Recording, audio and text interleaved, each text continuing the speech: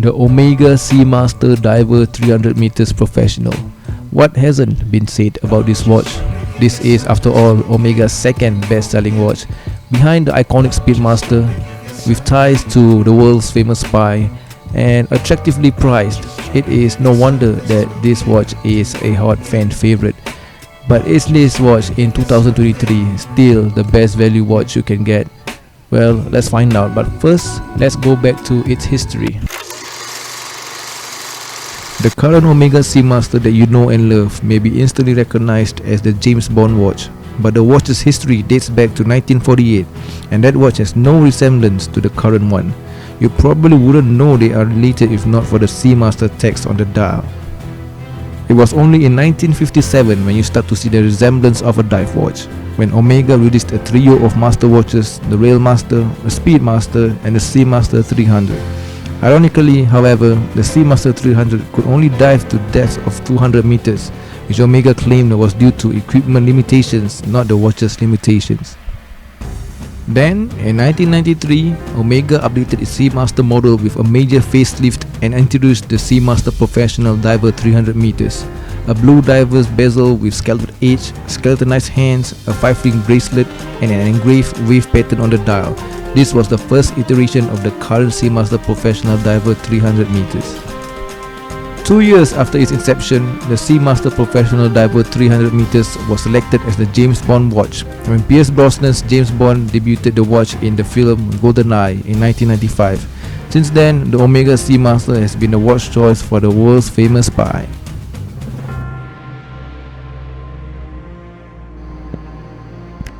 So let's see what do you get if you buy this watch.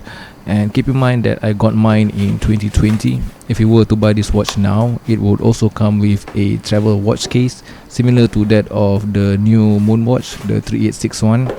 But other than that, it is virtually identical. But yeah, you get a cardboard box, and then once you open it up is another box, and you take off the sleeve and you have your presentation box, and then you also have the instruction manual. And you also have your pictogram card holder that is nicely embossed and branded. Really nice attention to detail, and Omega really has nice presentation boxes, and I think it is an important part of the luxury experience. I know some people think it's irrelevant, but I think otherwise. Anyway, let's get on to the main presentation box. Really nice wood lacquered box and really solid. Nice medallion push button, and here we have the Omega Seamaster Diver 300 meters professional. Let's see the specs real quick. You have a lug to lug of 49.9 millimeters or 50 millimeters really, a lug width of 20 millimeters, which is great for a lot of strap options, and I will touch on that also later on. A case diameter of 42 millimeters, but it really wears more like 41 millimeters. Water resistance of 30 bar or 300 meters, and with a steel case.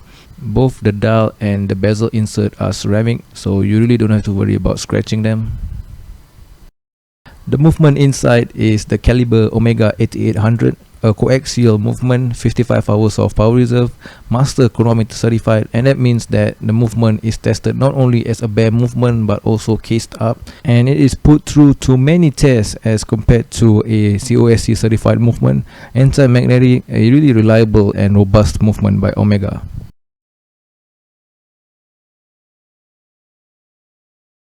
So a bit of context, I got this watch in 2020, which is 3 years ago, and this was my first ever luxury watch. I got it to commemorate my first year that I got into watches, so this watch really holds a special place in my heart. I have a bit of a sentimental value with it, and at that time the retail value was, or the retail price was 7,600 Singapore dollars. And during that time you can get a lot of discount, and which I did. I got it at an AD and about 16%, so you guys can do the math. A really special piece, and it will always remind me of how I started.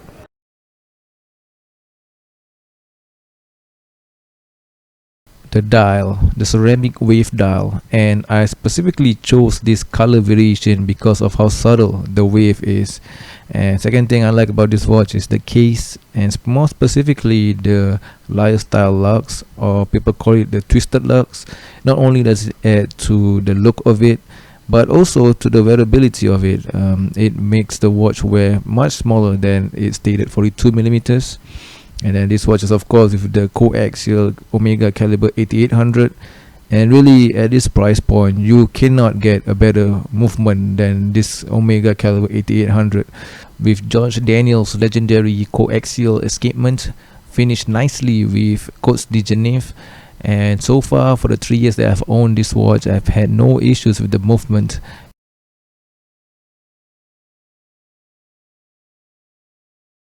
The bezel.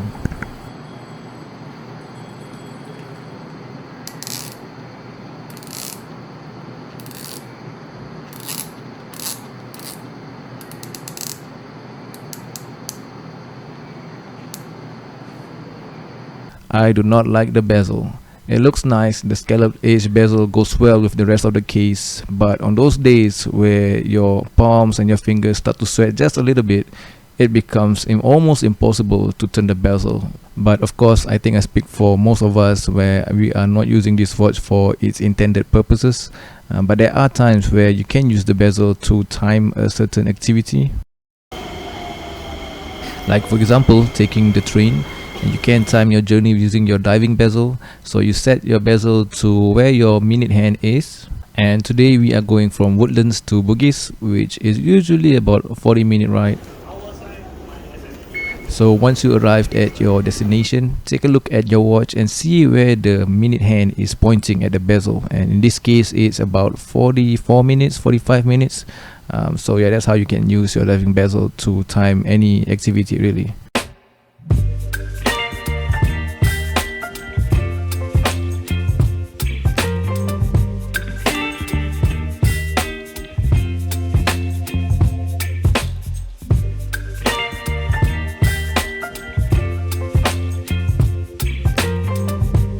So this is Arab Street or Haji Lane, and for my international viewers, if you guys are ever in Singapore, you definitely have to come here. And if you guys like pastries like I do, this is one of my favorite ones, the French American bakery. There are a lot of good ones, but this is one of my favorites. Just look at all that pastry goodness. And so we got our pastries, and one of the issues that I know a lot of YouTubers complain about is the double AR coating. And what that does is, on certain lighting you can see that there is almost no crystal on the watch and you can almost touch the dial. But the downside of it is that the AR coating on the outside may be prone to scratches. But I had this watch for 3 years and I take it everywhere, and so far for me I had no issues with it, or maybe I've not noticed it yet.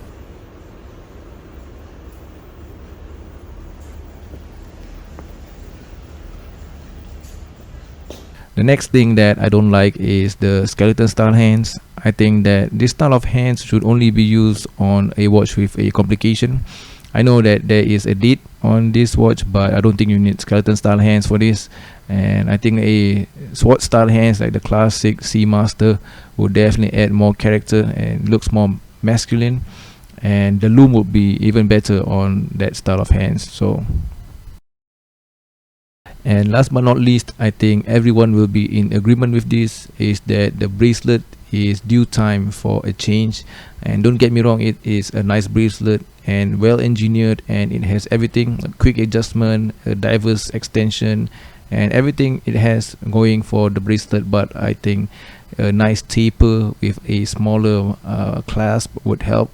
And I don't mind the look of it. They can keep the look of the bracelet, the Tank Tracks style look. I know they didn't do anything for the recent 75th anniversary models, which was a bit of a disappointment if I'm honest. But anyway, you can see that my bracelet has been through a lot. I wear this watch to anything, concerts, events, outdoor activities, everything. But this watch has a 20mm lug width. That means that your strap options are huge, and one of my favorite ones is this sailcloth strap from Artem. Artem straps is a brand from Australia, and this one is the black with the white stitching, which obviously goes well with the Seamaster. This one also comes with a deployant clasp, and you know that is a fan favorite. They also have a pin buckle one, but I think once you go to the deployant you won't go back to the standard pin buckle. And I thought this was my favorite color and favorite style. of class. But this next one, the blue with white stitching on a double folding clasp, you know, the kinds where Richard Mille and GLC use on the Polaris lineup. Look at this, the contrast. I think this is my favorite one. A beautiful strap, and I will have a full review of Artem straps in probably my next video by next week. But yeah, really nice straps and nicely constructed and a good quality strap. If you guys are looking for a third-party strap, definitely give this one a consideration. Stay tuned for my full review video next week. There is a lot to love with the Omega Seamaster Diver 300 meters professional. Even with all the things I've just said and the numerous price increase throughout the years, I think this watch still punches above its retail price. If you guys are looking for a dive watch with an unrivaled movement and from a brand as significant as Omega, there really is nowhere other watch that you can get at this price point with so much value. But the question I ask myself is, if I were to restart my watch journey again, would I still pick this watch as my first luxury watch? And my answer to that is no. But I will still go for an Omega, but I'll go with this, the Omega Seamaster 300. This is part of Omega's heritage lineup, and I think as my taste in watches develop and mature, I gravitate towards more of the timeless look of watches, and you can tell from my Speedmaster and my GLC Reverso, and this one I think has that same timeless look to it. This one is a sandwich dial. You get a lollipop seconds hand, a nice taper to the bracelet. This one also doesn't have the helium escape valve, although that didn't bother me on the Diver 300 meters anyways. The one thing that I'll miss if I were to pick this watch is the lifestyle lux on the Diver 300 meters. But yeah, you can't have it all. And let me know what was your first luxury watch, and if you regretted it, or would you have another watch instead. And that's all for this video. I hope you enjoyed it, and I'll see you on the next one. Take care, guys.